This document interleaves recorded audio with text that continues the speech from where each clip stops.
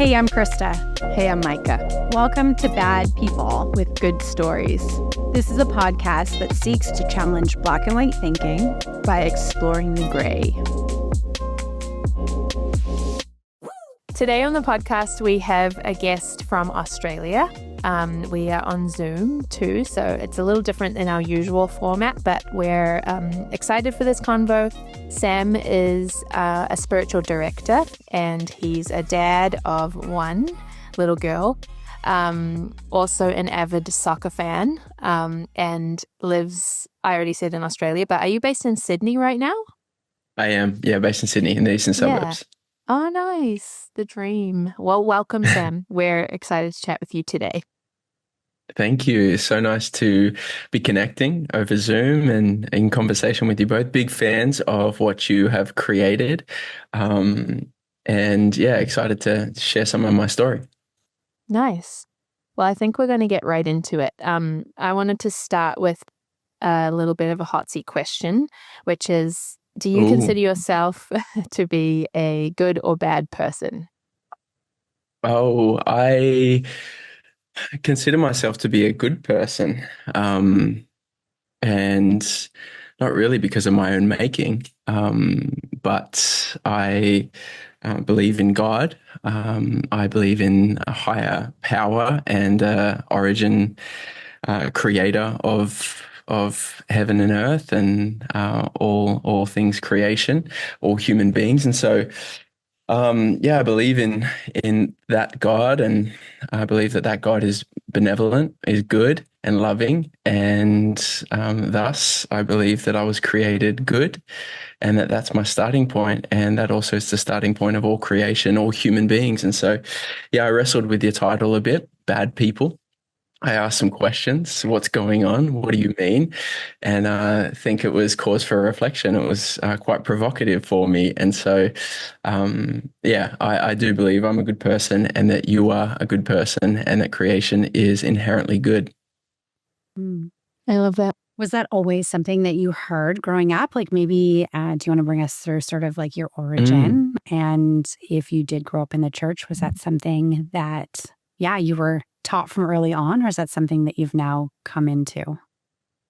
I think in part I was taught that, but also there was this whole other side to the way that I was raised that implied the opposite.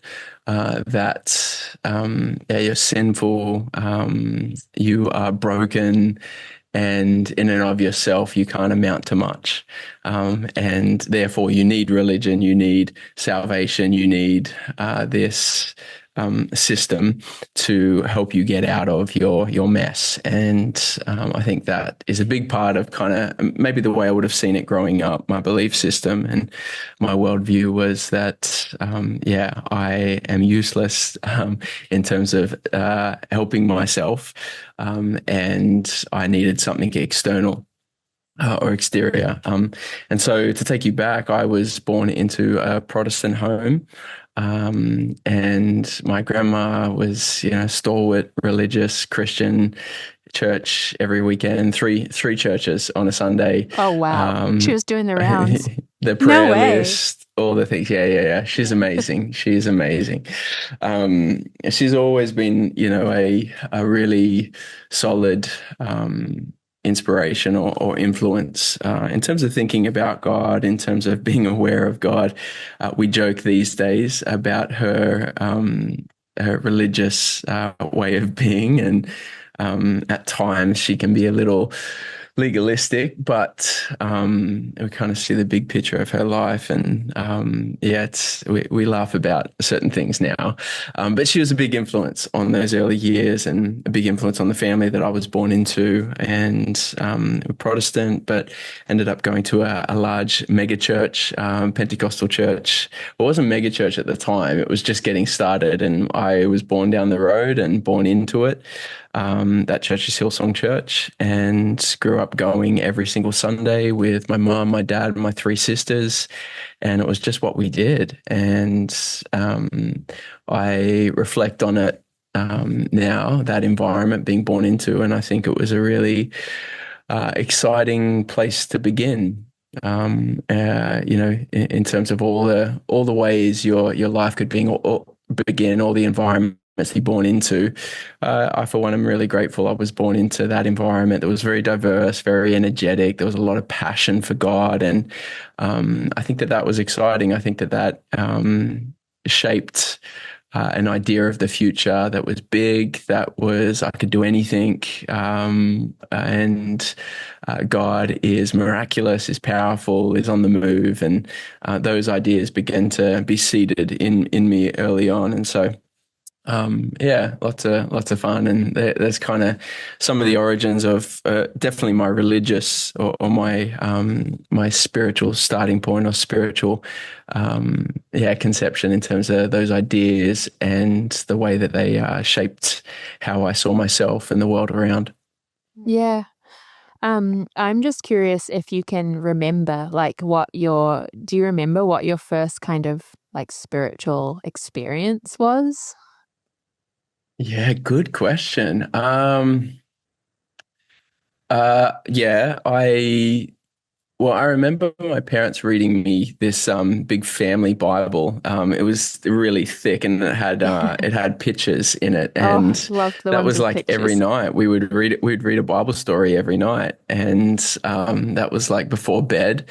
And there's a romantic side to that. That's like, oh, how cute, Bible stories and putting me to sleep. But I have thought about it in recent years. I'm like, oh, that's actually a little bit problematic because we were reading Old Testament stories a lot of the times, and there was killing and slavery and all kinds of things, plagues and punishment and et cetera, et cetera. And yeah, I was falling to sleep to these stories essentially.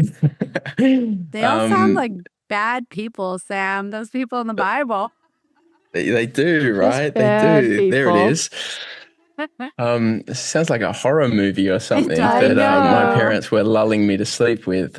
So I remember that. The other thing is, my name is Samuel, and that's not by coincidence. My mum was very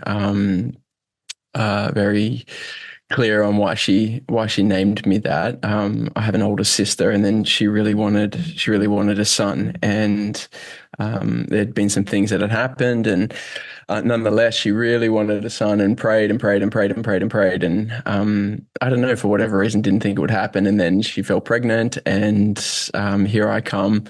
And birth was interesting for her, and nonetheless, I come out, and she named me Samuel after the story in the Old Testament where I really should get Samuel's mother's name down. It's either Ruth or Hannah. I think it's Hannah. I think it's Hannah. Hannah, Yeah.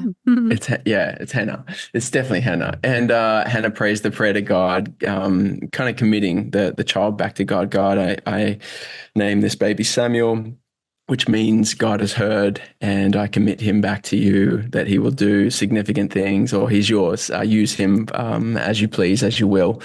And so my mom told me that story and told me that's why it was named Samuel. And I, because of that, grew up with this sense that, oh, wow, like I'm named Samuel and God has heard, and I've been marked for significant things because my name's Samuel. And I think initially that was a really positive thing. I feel like I always had a healthy idea or healthy sense of God being aware of me or attentive to me or God loving me, because my name was Samuel. But I guess later on in life, that becomes something, you mix that with Pentecostalism and the busyness and activity of it all. And I see now maybe how that informed or influenced me to be really busy and really active, and not necessarily not doing anything that wasn't great. Really noble things, but that measure or that standard of I've got to be successful, I've got to be significant, I've got to change the world for God because my name's Samuel. Yeah. There's a bit of a recipe or a cocktail for burnout and exhaustion and possibly doing things for the wrong reasons. Yeah.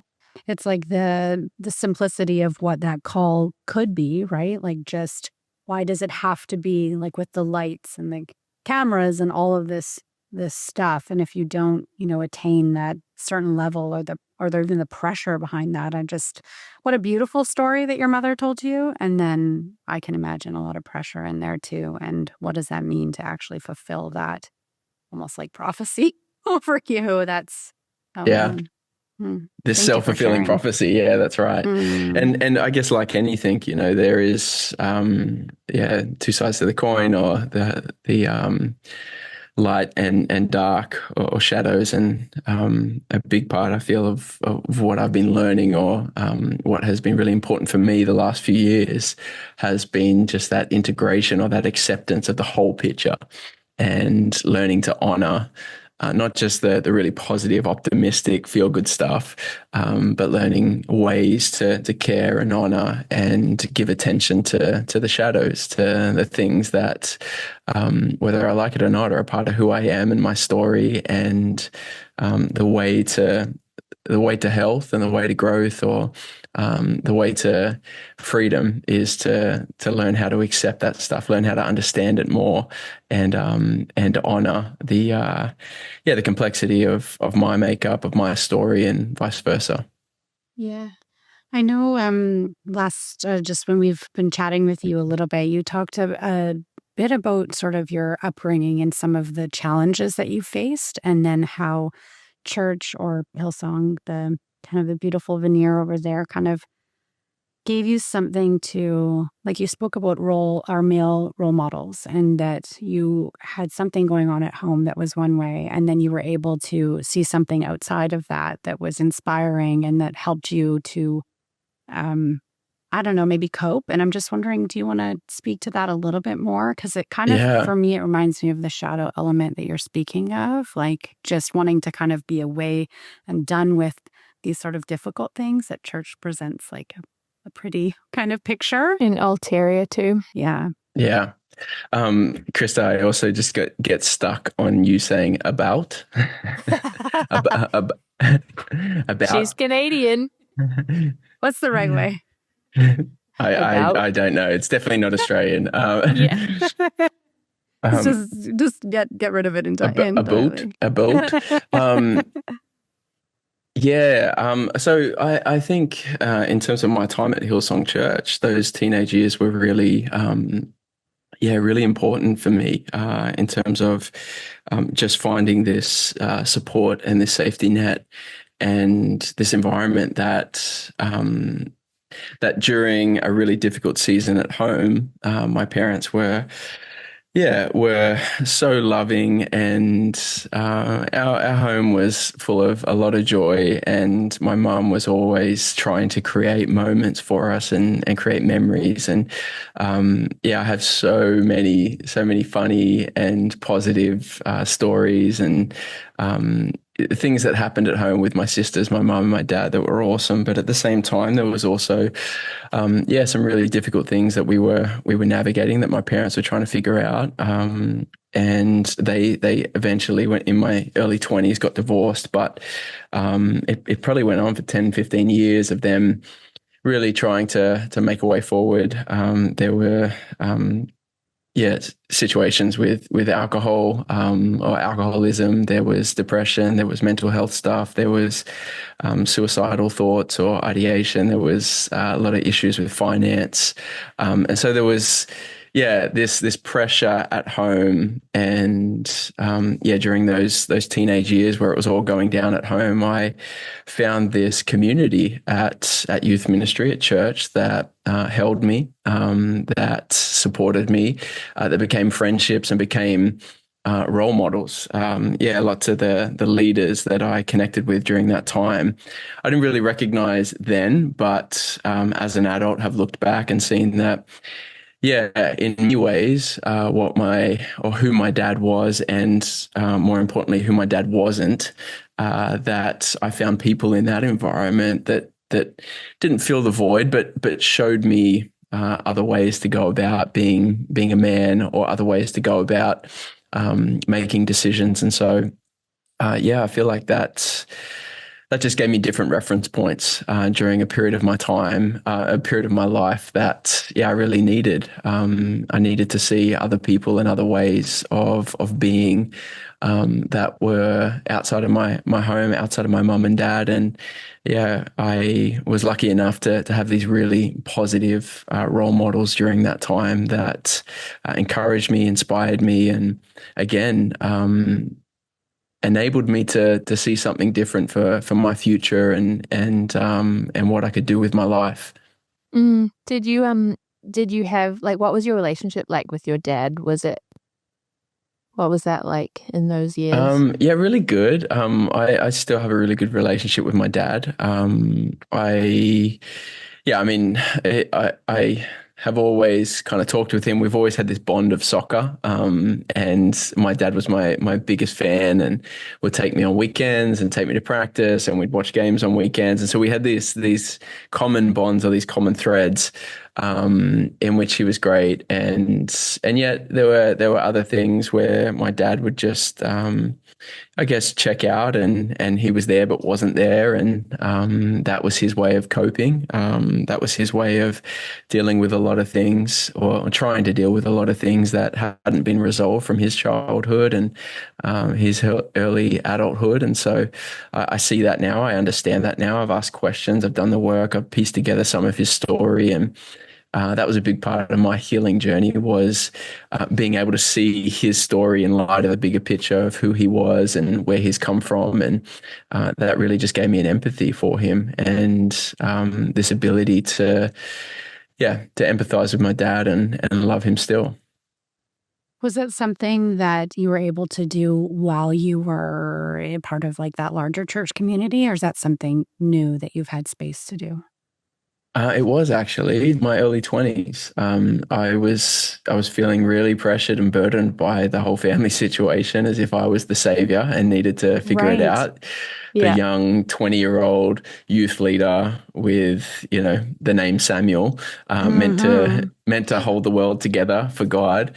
Yes. I was feeling really pressured by my family situation, and just that I needed to pray into existence a different outcome, or I needed to hold it together, resolve or fix my parents' marriage. And I just remember there was a particular moment where I was really just released from it. And I don't know if it was an epiphany or something I ate that night, or but They're often I one and do the same. right. Good food can give you I that. do recall being in my bedroom and really praying, crying. It was a mix of emotions and just feeling like it's not my burden to carry my parents' relationship, and that I'm not responsible.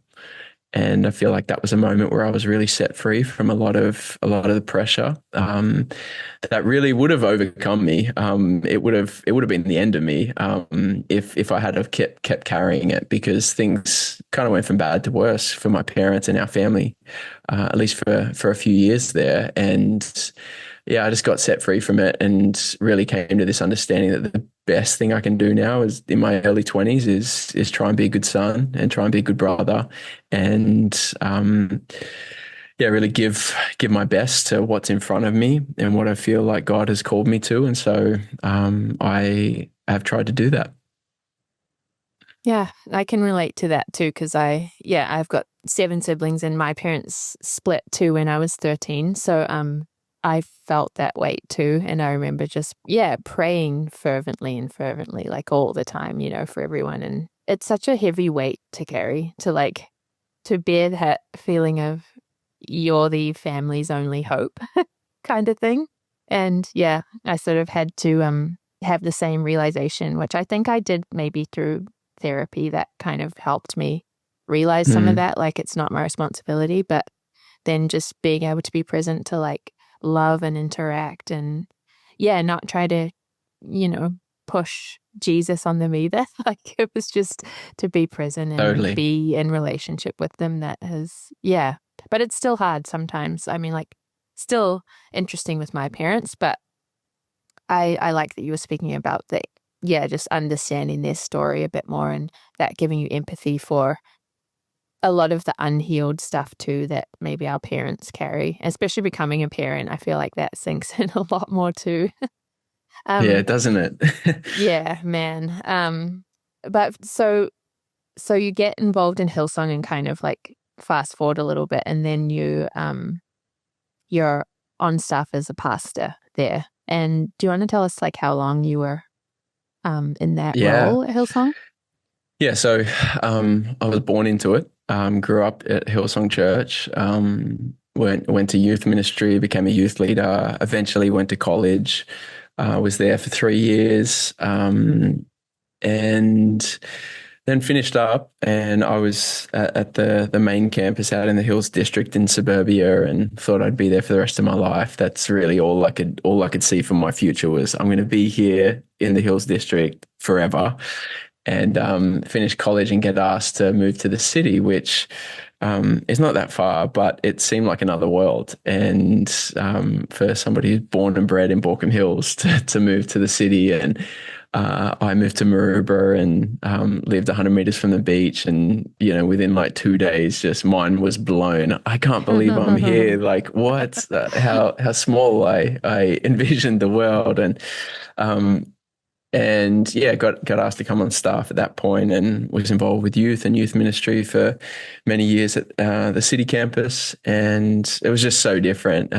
It was, just thousands of people every weekend. It was very transient, very multicultural. I loved it. It felt alive and crazy, and just lots of really interesting people all the time, every weekend. You never knew who you were going to run into. And there was a big college component as well. So there's thousands of people from all over the world coming to study and serve and be a part of things. And so, really, really unique and diverse environment or context that I found myself in. And I did full-time ministry in the city, and then many years into that was asked to lead a campus which was in the inner west of Sydney, and did that for about 5 years. And so all up, I was on staff full time for 12 years at Hillsong Church. Yeah. For both of you, actually, when you were in it, did it feel like you were like changing the world? Because like to the rest of us, over here in Canada, like Hillsong had a huge impact on, obviously globally. The worship. Yeah, but was that, because when I visited Australia in 2018, and it was actually when you guys weren't in town, but I went to, I think it's the city, yeah. And, just off a plane, just popped in for like a service. And it seemed like that's what people did, like just to visit, just to almost like Mecca. You gotta travel to Hillsong. But no, that's funny, but like I would literally hear that out of people's mouths every weekend. And so, there definitely was a common belief that we were doing something really significant. And I still look back and think, there was something pretty wild and unusual taking place, that many people were coming and being a part of it. And also, we were on the ground with the youth ministry and with the young adults and this next generation coming through. And there's so much creativity and gifting and talent. And these young people were really so passionate and inspired. And it was a pretty amazing time. I have really fond memories of the people and the families from the city, with generations, the grandparents, the mum and dad, and then the kids, and just those real beautiful, kind-spirited, pure-hearted families and individuals that we encountered. Like, that's what I look back on and think, like, I received so much because of just those people that weren't on staff 99% of the time, that were volunteering, or it was their home church, and they're the ones that have really shaped me and continue to be an inspiration to my journey and what I'm about. And so there's something really special that was happening within the big system and organization of a multi-campus global church, which it's pretty staggering and crazy to think of what it achieved at its height. But then, as the story goes, there's also been a lot of critique and a lot come out that's really disappointing and really sad about the way things were governed and the structure and how that didn't really allow space for vulnerable or marginalized people or just those that didn't have the power. Yeah. And so I was really curious because I relate. Church was so exciting and it was an amazing place to be, especially I worked for the college for a number of years. And that's kind of where Sam and I think we were in those staff connect groups that they suddenly started doing. Those forced morning teas or something like that. You will be friends. No, but it was like, how can we, our staff are always supposed to be telling people to be in connects and they're not. A lot of the time they're not in connects. So quick, let's fix that. But I remember that because I had seen you, I knew who you were. I'd seen you from afar for a number of years. And then that was when we finally were in the same little connect and then later on in a West together, which was just so crazy. But I did want to ask you because, I have a lot of amazing memories. And Grant and I wouldn't be together if it weren't for Hillsong Church, But I did want to ask, how did the news of our senior pastor resigning and then also just some of the things that came out with Hillsong New York and Carl and people in other prominent positions of leadership, how were you affected by that news? Was it news to you or was it kind of not news to you? I think maybe when it came out for a lot of the rest of the world, it probably wasn't so new for some people within Hillsong, but I'm just curious how that felt for you personally. Yeah. Thanks for asking. It was, really difficult. I think my reaction was shock. I don't believe it. I guess for so long, in that environment, there's a reaction to where's the positive story in this? How do we tell this in a way that, or where is the silver lining? And let's emphasize that. Let's focus on that. And so I think my initial reaction was story. Where is that? Where is that in this? What's going on? I don't believe the headline entirely. I think that was my initial reaction, just shock and bewilderment and where's the silver lining? But then I guess the more it goes on, the more conversation that's had, the more details that come out, just the reality of this really, I guess, fork in the road moment, this life-altering, church-altering moment or moments. You start to become aware of the magnitude of what's happened and then the fallout, the collateral, which is just ongoing still. I think people are living with or trying to resolve the ripple effect of what we all became aware of. And so the senior pastor news was really, really difficult for me because been my senior pastors my whole life. And it kind of coincided with the moment that I made a decision to resign. It was at the turn of the year. That had been a long process of getting to that point. The Carl stuff, the New York City stuff, that all came out maybe 12 months prior. There was also Black Lives Matter that happened in 2020 that also was not really handled well or dealt with well or spoken to well, was not cared for in the way that kind of think about it now and just, oh man, we missed such a big opportunity to really be a different kind of voice in that moment and to support people that were really hurting. And the church was very quiet and very, very neutral on all of that. And so, there'd been these moments that had been happening and stirring, and I made a decision to resign.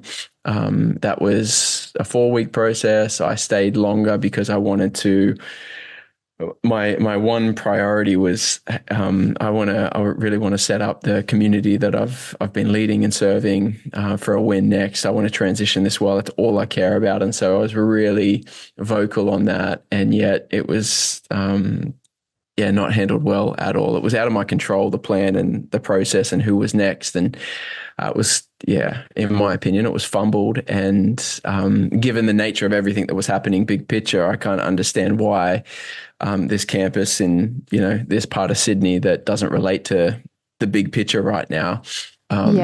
It's not up the top for the list of priorities. And so it was fumbled, and I felt really bad about that. Was so disappointed with the handover. I finished on a Sunday. I was announced on a Sunday that this is my last Sunday, which is just, how good's that? And my last day was 3 days later on a Wednesday. And then 2 days later, the news about our senior pastor broke, and I had no idea that, there was any kind of allegation or story there. And it came out 2 days later. I'd had 48 hours of just like release and like, oh my gosh. All right, God, I feel like I've listened and followed and stepped out into the unknown. And then 48 hours later, there's this whirlwind. And so it became really noisy. And it was really hard to get away from. It was just one of those stories, one of those moments that impacted all of our lives. And there was so much emotion and so many thoughts and doubts and questions about it all. And so I'm trying to step into this sabbatical, and this news has just broken about our senior pastor, and it kind of became impossible to get away from. And not that I wanted to get away from, I still was so relationally connected to all these people that we're now trying to deal with this. And so, it was interesting. I'm not the pastor anymore, but I care. But also like I've drawn a line in the sand and I've moved on, but what do I do here? And so, it was interesting. Like the pastor hat really gets kind of tested there, right? Like a pastor in title is one thing, but by nature and being somebody who cares for people, like that is, that's where just innately who you are. I'm sure so much of ministry was happening outside of the paid position that you had there, right? Like I would assume, or did you have to sort of go like, I just need a second to catch up? I mean, I eventually did. We eventually made a decision. Hey, let's travel. I had a lot of leave, long service leave owing. And so our intention was always to travel. And it just became the most opportune time to get away and really just disconnect, to allow myself to grieve and process what had been, personally for me, outside of those things that had happened. This was a huge moment in my journey. I had always thought that I would be a pastor in this church until the day I die. And I had loved the role that I was in. I'd loved the community that I was serving. I really felt like I was called to this ministry, and then for many reasons had got clear and had got this sense or this intuition, this deep knowing that God is moving me on. I didn't expect this, and I stepped out into the unknown, felt like I was taking a faith step. And so whilst all of this is going on, I really still needed to process all the emotions of this life change that I was going through, that I was having. And so, that was quite necessary for me to find that space of silence and solitude and off the grid, so to speak, and really allow myself to go through that process. Yeah, that period was interesting for us too, because I think we had sort of recently stepped down from Inner West. And thank you for being gracious too in that season for us, because we had lost a baby, and we were just finding the load of Hills, like, serving in a volunteer role, like a lot. So there were some things theologically that I was already starting to kind of like really wrestle with. Like, I don't know if I can sort of get behind this type of, this form of theology anymore. And then COVID hit, and we're like kind of isolated at home, and services moved to online, to be honest, which didn't really work for us with a little like 1.5-year-old. We couldn't really sit there and watch. And then, that news came out, I think after we had moved here to Canada. So we had kind of already taken that, like, let's just get away for a bit as well sort of step. And then that news came out. And I think for me, at first I kind of like denied that it had an impact on me. But then I realized, actually, no, this is massive. Like you say, I can only imagine, like, they had been, Brian and Bobby were the senior pastors for your entire like life and term there. For me, it had been like the prior 9 years that they were, senior leaders. Which is a significant amount of time. Yeah. Like it's still a good chunk of life, right? Like a lot had happened in that time. And I started to just realize how actually, how it was impacting me and how, I guess, betrayed I sort of felt, and how disappointed I was. And to have given my kind of like blind trust to these people to spiritually guide me for the past 9 or so years, and then to realize that they weren't being, I guess, as transparent as I had thought they were. That was like a real shock to me as well. And I think from processing all that, like the thing that has been clarified for me personally as well is just how much I pedestaled certain people, and how that kind of choice to put people in that position is a choice, and how at times I was also pedestaled myself, and that was something that I actually enjoyed, like that was, if I was being really brutally honest with myself, I enjoyed that. And I, for me, realized that I didn't really want to, I guess, have that go on anymore in my life. And then, just realizing that for me, I think honesty and being really honest with myself, that processing all of that really brought about a type of honesty with myself that I don't think I had allowed before. And and then now for me, I think that's where like spirituality, authentic spirituality comes from that place for me of like honesty. And it starts with like being honest with myself. So I think, it's unfortunate because it did impact me pretty negatively. And, but on the other side of that too, I think, in a weird way, it's also been good for me because I've grown and I've felt myself like expand on the other side of that into, I feel like much more free now and authentic, I guess. Like I feel more like my true self now that I am kind of, that I have left behind, I guess, like Hillsong and that sort of system. But for you, because you're now like in this role of spiritual directing, you stepped into that. I wanted to ask you, what is the difference in your mind between the role of pastor and the role of spiritual director? Is there any things that sort of make those, what's the difference for you? Yeah. Could I get to an answer on that by speaking a little bit to what you just described? Of course. And kind of the implications of the system we're a part of, so to speak. And you talked about people being put on a pedestal and you making a decision to put people on a pedestal. And I think that maybe plays a small part in it, but I think the system that we're a part of very much, it's created, it's carefully curated as to the individual we put up in front of the audience, the congregation on a Sunday, on a weekend. And I think the whole system of the way that things were run is very much geared towards congregation looking at an individual who is almost mediating, and they're the gifted, they're the anointed, and we are receiving from them. And so, yes, I think there is cause for self-reflection. And how did I do that with certain people?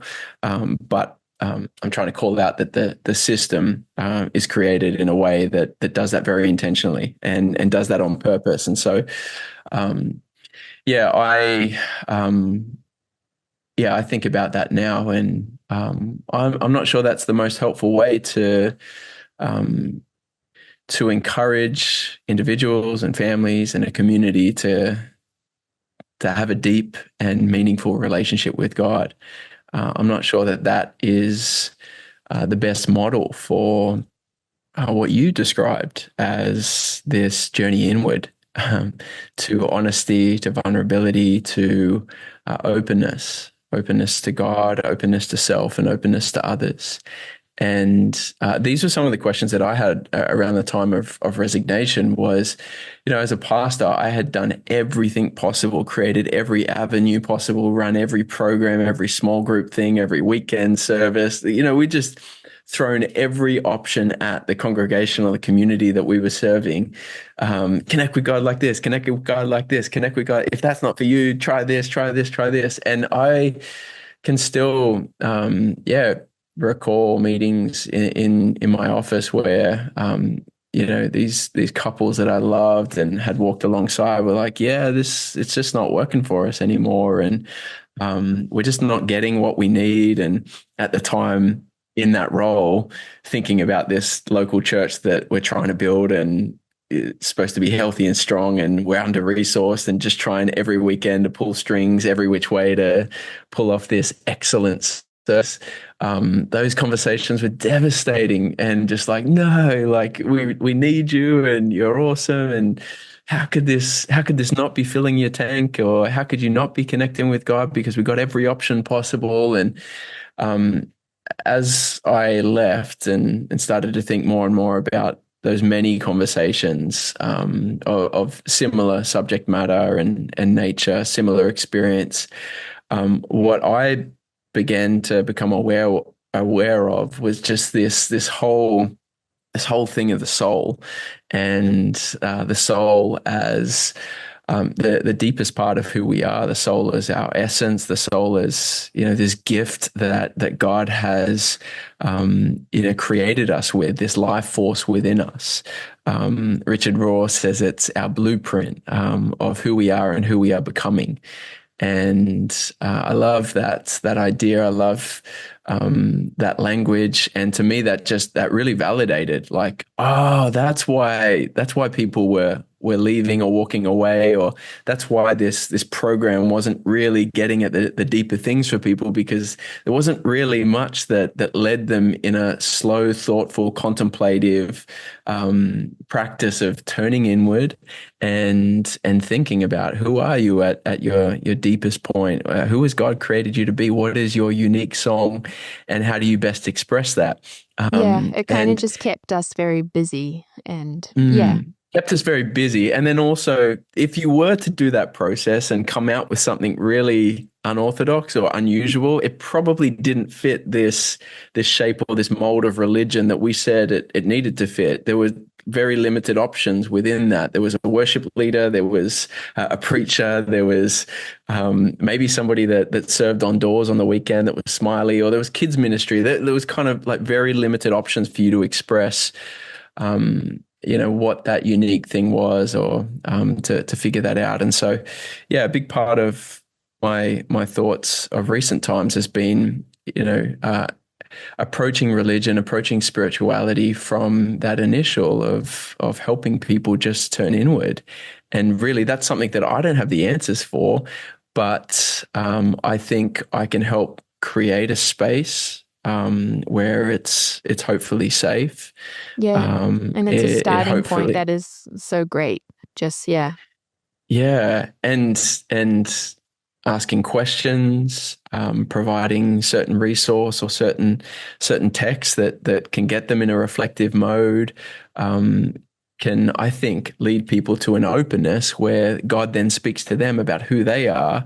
And then my job as a spiritual director is to encourage that full expression in the life that they are living. And so I think one of the big differences of being a spiritual director to being a pastor, although there's many skills that maybe interrelate, the biggest difference is that not necessarily trying to build something on a weekend or a program. There's that real purity of agenda, so to speak.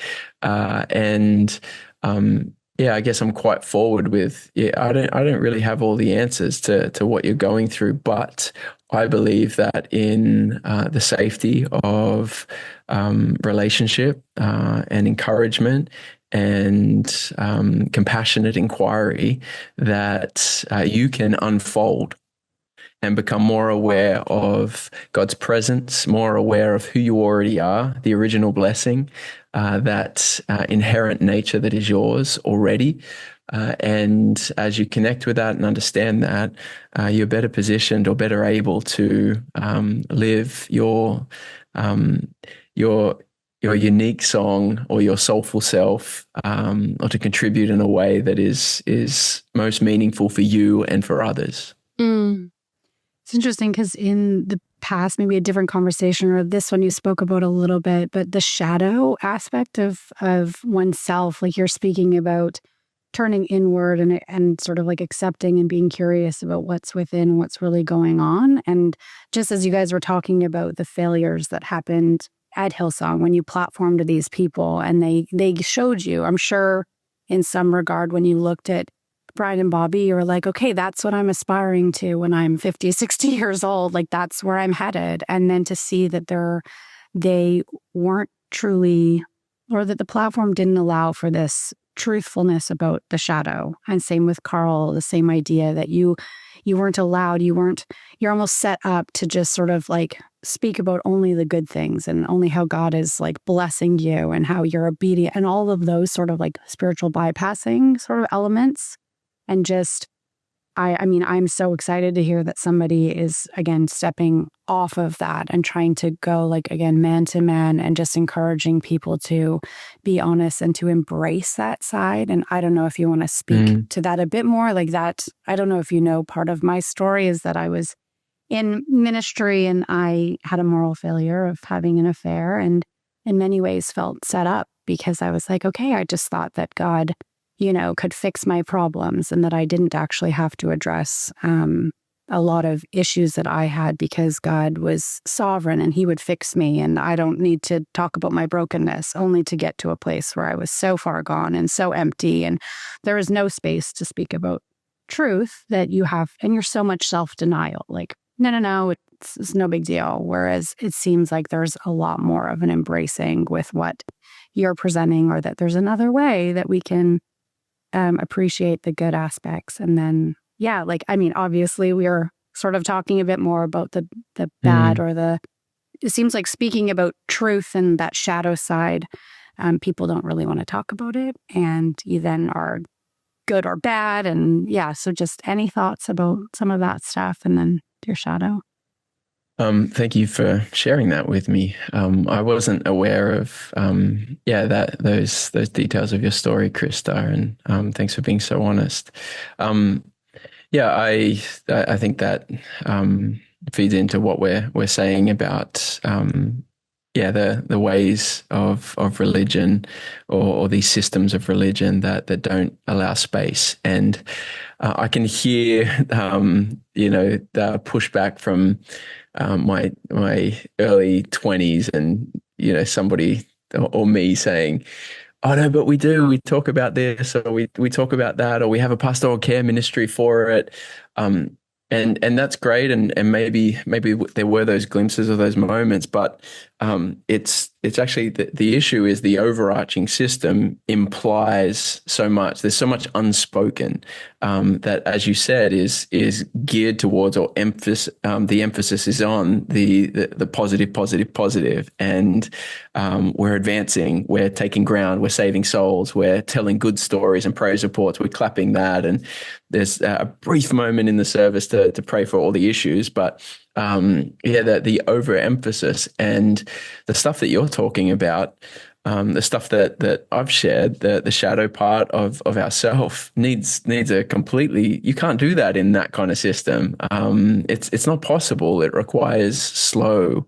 It requires really dedicated attention. It requires you not doing anything, not being active, just kind of like surrendering to the emotions, to the brokenness, to the hurt. It requires professional help.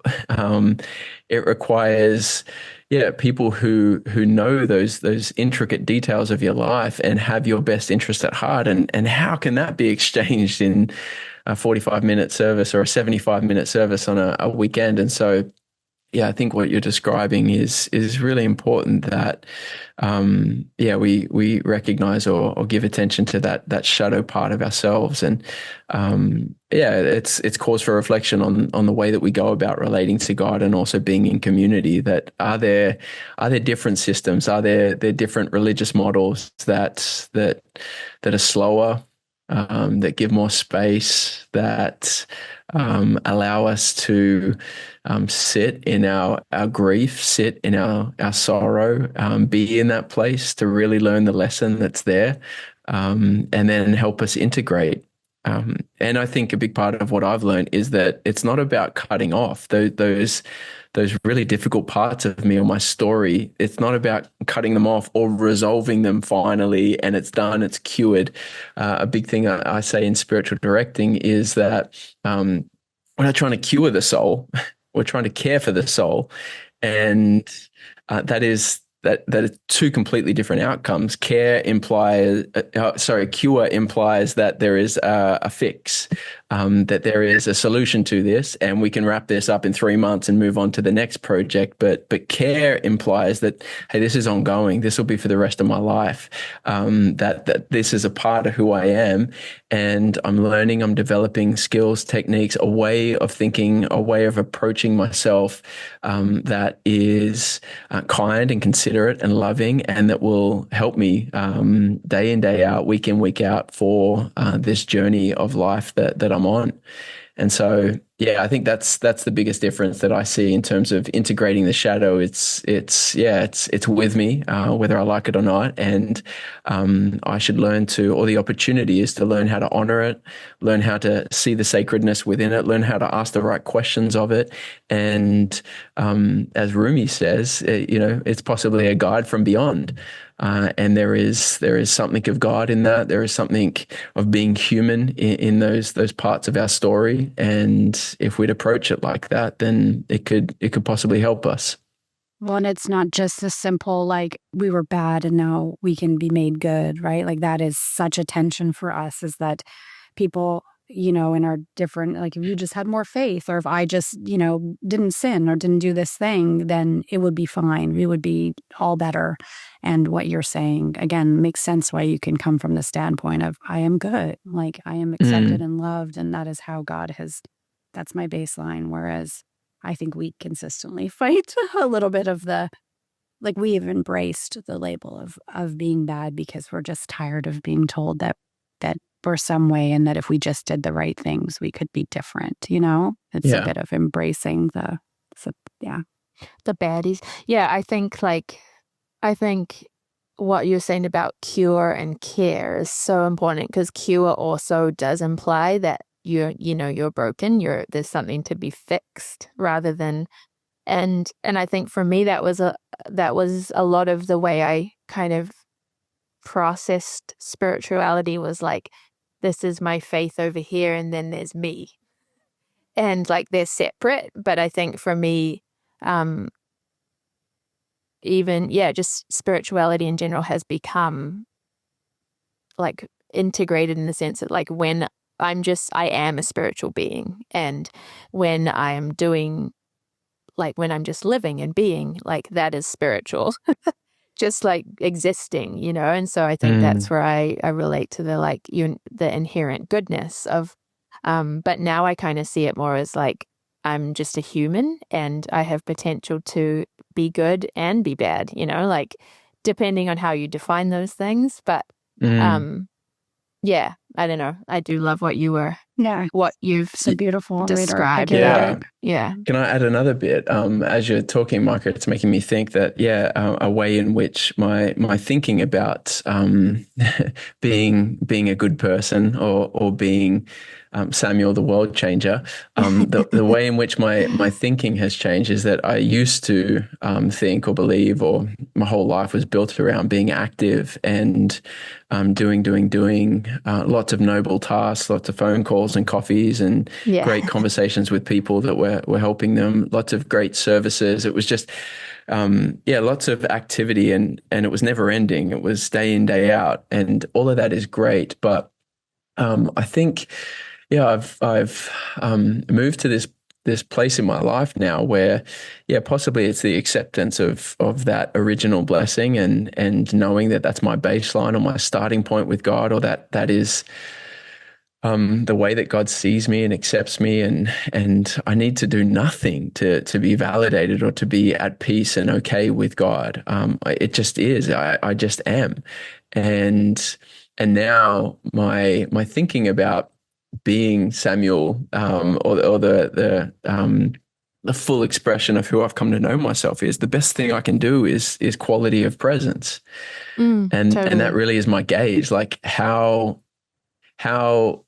present am I now in this moment with you both? And what is the quality of this presence? Am I really here, or am I, a million other places in my mind and in my body? And so, that is a way in which I'm approaching my days, is just, how could I be more present with myself, present with my body and my feelings and my emotions and what's happening in me, present with my wife and my daughter, present with the seasons and the weather, present with the tasks that I need to do, and the importance of them, or who I'm doing them for. And I'm just really trying to practice that quality of presence in my day to day. And when I do, I feel way more connected. I feel like that is spirituality alive and dynamic. And it's crazy how there's such a correlation when I practice quality of presence. There are just these meaningful moments that happen in the mundane, and these comments or these conversations or these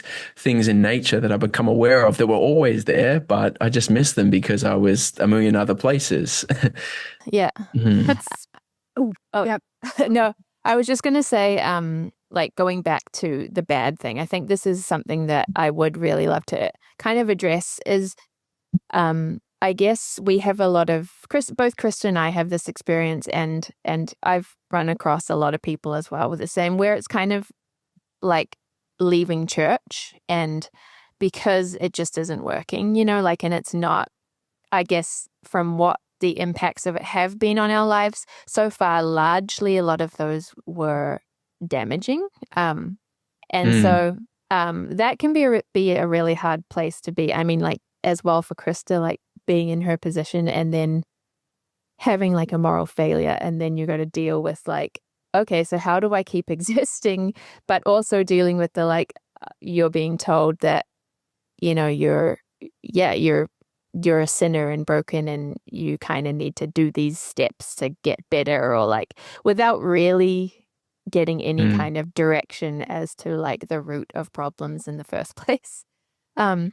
But all that to say, I think there are a lot of people in our spot as well where it's like church is kind of not really working anymore, and yet we still feel like we have this spiritual self, that needs that connection. And if I'm to go by my example, which is like I am a spiritual being, so like that component of me needs to be fed somehow.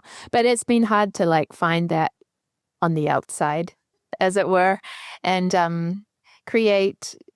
find communities and deal with stigma of like, oh, you've lost your faith, or when that's not actually the case, but it's just more of an evolution and expansion of thinking that doesn't really seem to be supported. And I know you've referenced a lot like the system is the problem, which I totally agree with, but it's like how, I don't know, how can we move beyond those kind of limiting, like, well, you're not a Christian if you don't, come to our church and be part of our congregation anymore. Or not that, I mean, for me personally, that really doesn't matter anymore. I don't really care if people see me as a Christian or not, but I think I do consider myself having a spiritual need and wanting to like explore that and also be honest about just life and who I am. And like, yeah, I don't know.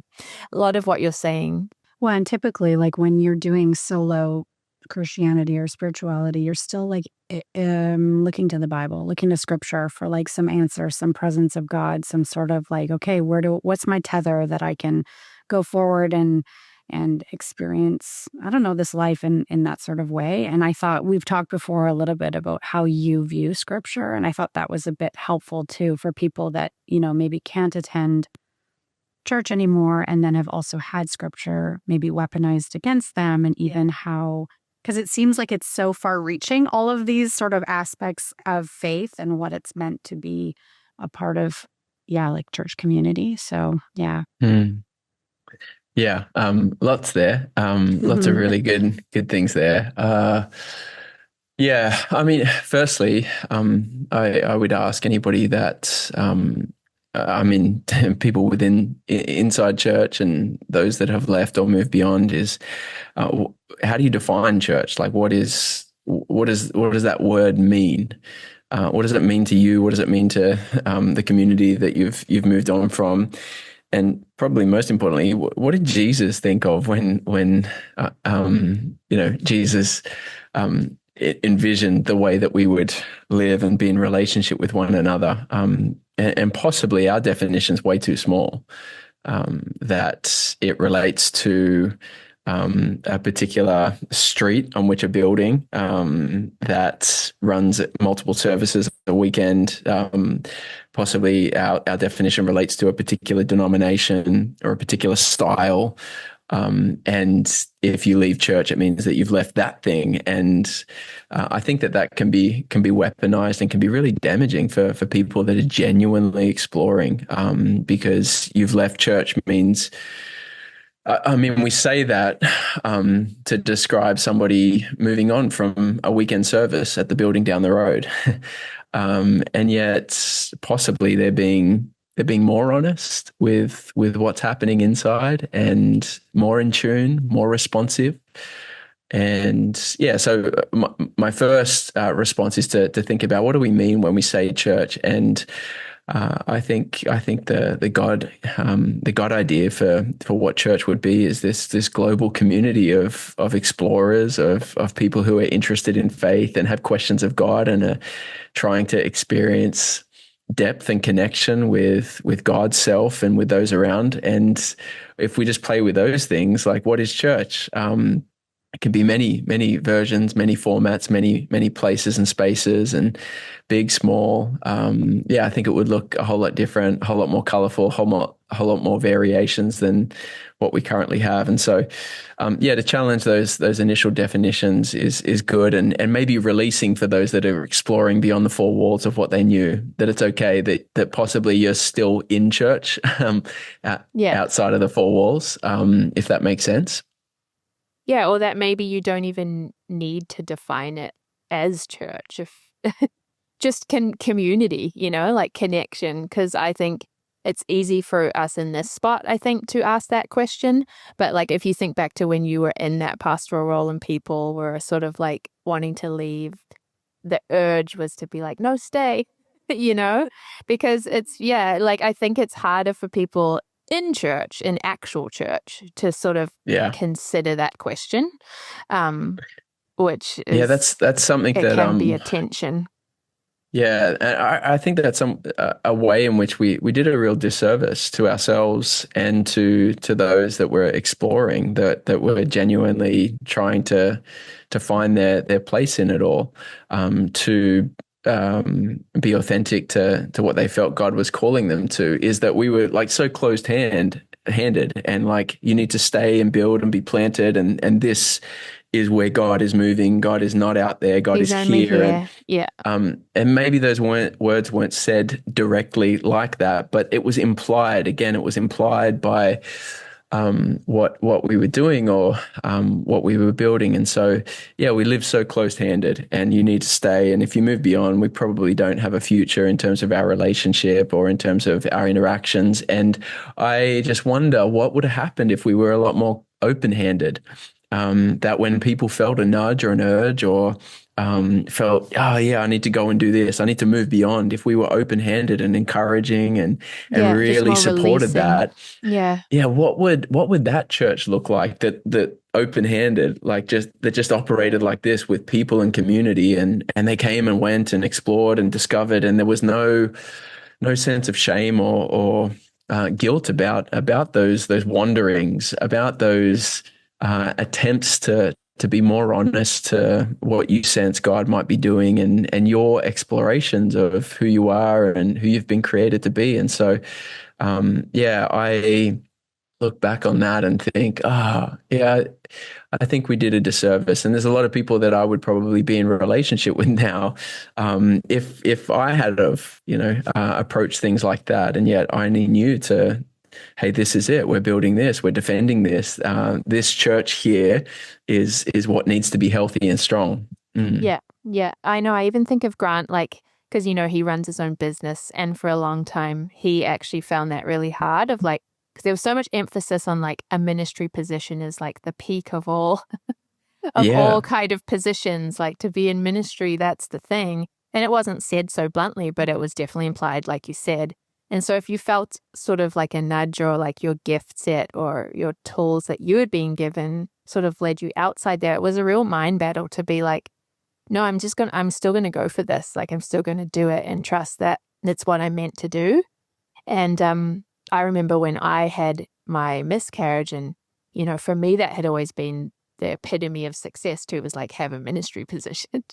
And then I remember being in the hospital and like, being in this state of emergency where I didn't know what was happening with my body and if I was even going to die or not. Like it's intense, but that's the way it was. And then suddenly seeing this doctor and be like thinking, it's such a weird thought to have at the time, but like, oh my God, like we need doctors. The world needs these people in these professions doing these things, because if we were all just in church preaching, like what would the world look like, And so it's a funny example, but I think it just hit home for me. Like, yeah, I've been thinking about this all wrong, and there's just so much more to consider in life and about life. But it's actually like harmful. I think that's sort of the sad part, is that where those fractured relationships or how, again, scripture is weaponized to keep people like almost manipulated to feed the system, right? Tithing dollars. And like, that's a real aspect of this, to keep the shiny lights on, pointed at the right people. Again, like nobody did that with some like evil plan in the background. It's just what happened. And then also like the care of the people that have been wounded to a point where they can't even think about God anymore, right? Like that's a reality. Yeah. Like, and that should be something that we all care about and care. Like when you say care for the soul, it's like, well, then how do you not draw, like they'll come or they won't, right? But that's a real concern, is the harm that was done or that is still being done. Yeah.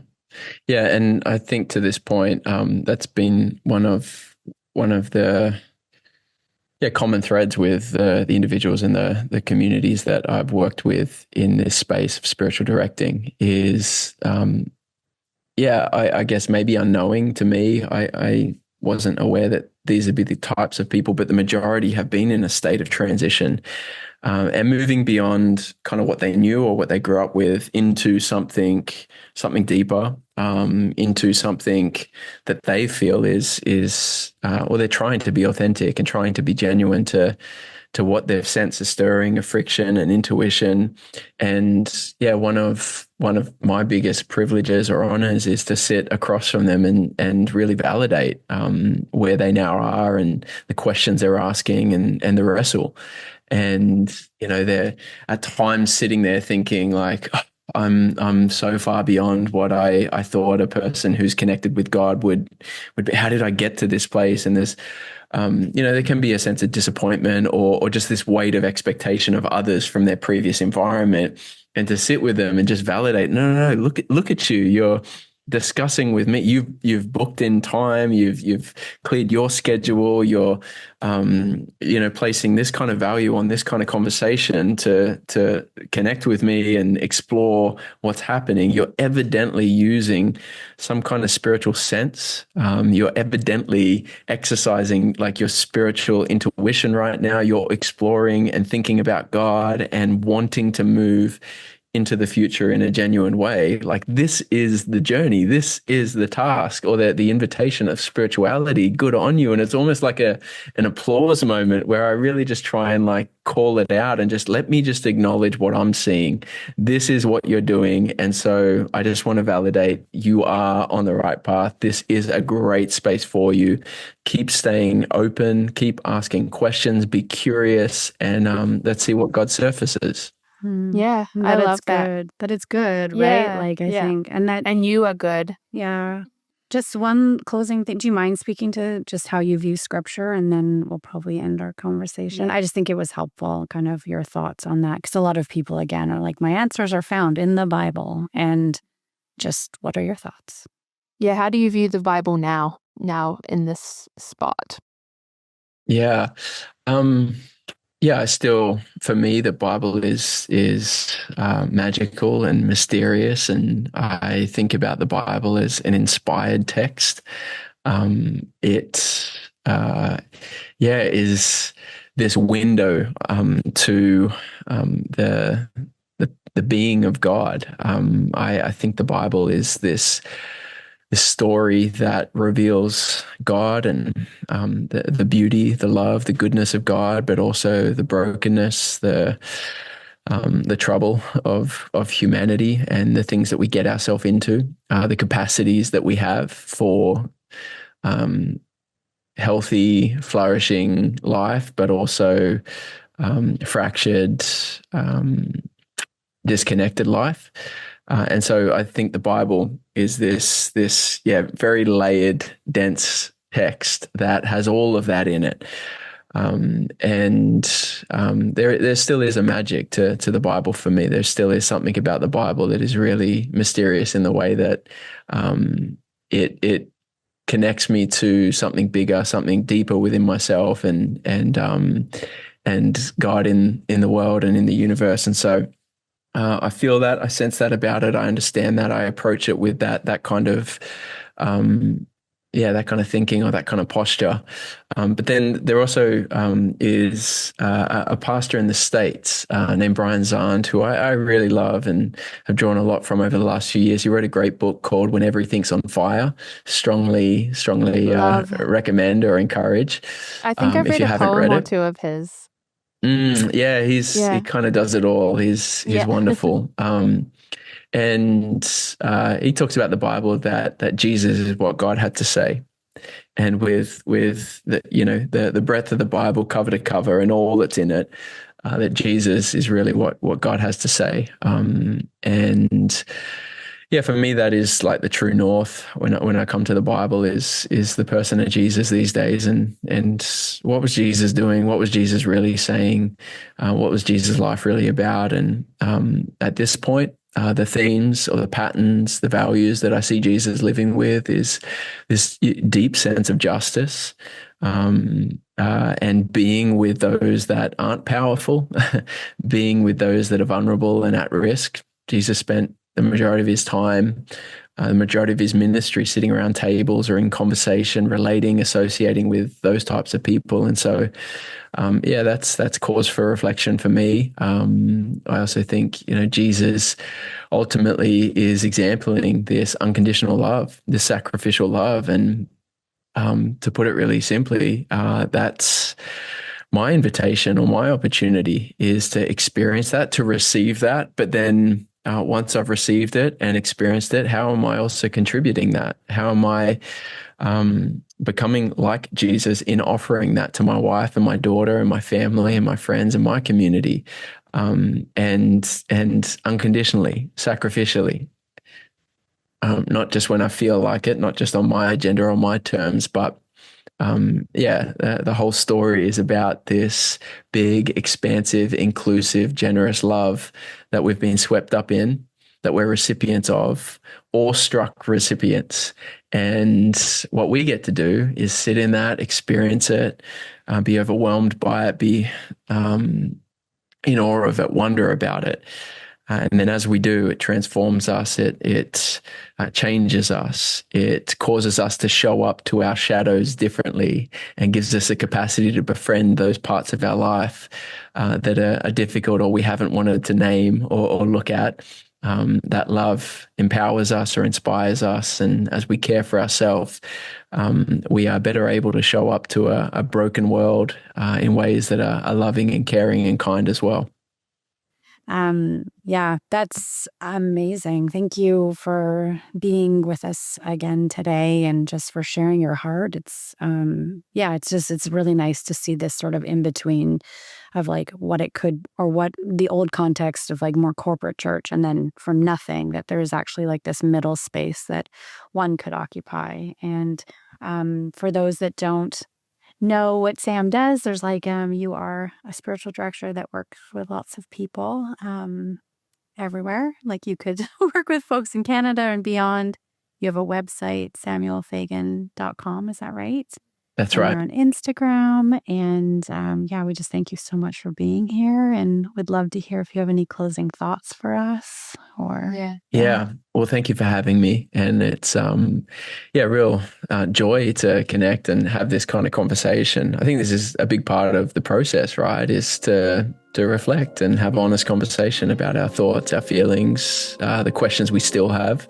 Still have a lot of questions about where I come from and what I've experienced. Lots that isn't resolved. And this helps, is talking with friends and talking with people and being honest about it. And so, I think what would be a great place to end on is this poem that came to me at a moment of transition, and it was a gift from my therapist at the time, and she read this to me, and it made so much sense of my journey. It made so much sense of what I was moving from and into. And I think speaks to the journey of spirituality that we're all on. These movements from something into something, and a discovery, and then into this full expression of self and God. And so let me read this. It's called Clearing, and it's by a lady named Martha Postlethwaite. And it reads, "Do not try to save the whole world or do anything grandiose. Instead, create a clearing in the dense forest of your life and wait there patiently until the song that is your life falls into your own cupped hands and you recognize and greet it. Only then will you know how to give yourself to this world so worthy of rescue." I love that. I love the only then. Yeah, that was awesome, Sam. Thank you. Yeah, thank you again for having this conversation with us. And we will probably, hopefully, see you sometime in future. Hope thank so you for too. your honesty. Yes. Next time I'm in Canada, let's Totally. do it. Yeah, Have some tacos. for sure. Go for a meal. Yeah. Learn how to say about. Yeah. And I sorry. apologize. You got to be I good know, at I'm so good sorry. apologizing. Okay, thanks again. Thanks, guys. Thanks.